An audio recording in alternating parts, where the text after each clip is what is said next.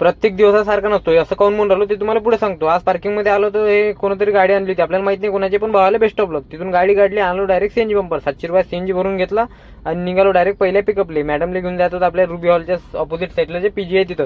मग काय मॅडमला घेऊन आलो, डायरेक्ट स्टेशनच्या जवळपास पोहोचलो तर तिथं लागलं 10 मिनिटं ट्रॉफिक. कसं तरी 10 मिनिटाचं ट्रॉफिक क्लिअर केलं आणि मॅडमला तिथं ड्रॉप केलं. तिथून परत यू टर्न घेतला आणि आलो डायरेक्ट स्टेशनच्या बॅक साईडले, कारण इथून आला होता आपल्याला पिकअप. मग काय आलो डायरेक्ट पिकअप पॉईंटले आणि कस्टमरले गेलो पिकअप करून निघालो आपण डायरेक्ट हिंजवडीत.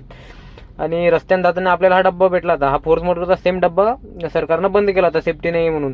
तर आता हा परत मार्केटमध्ये येत आहे, याचं काय रिझन आहे मला माहित नाही. आता ते तुम्ही सांगा.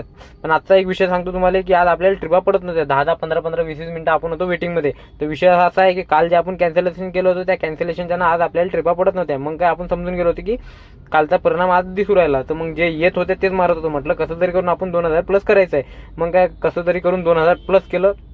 आणि मी जे म्हटलं की प्रत्येक दिवस हा सारखा नसतो, कारण लय मित्राचे भावाचे फोन येतात आपल्याला की बा दादा धंदा नाही आहे. तर धंदा असा नाही आहे मित्रा की जे आपण 25 रुपये किलोमीटर जे आहे काही लोकांना ते परवडत नाही आहे. तर काही लोक जे आहेत ते रिक्षाच्या इकडे शिफ्ट झालेत.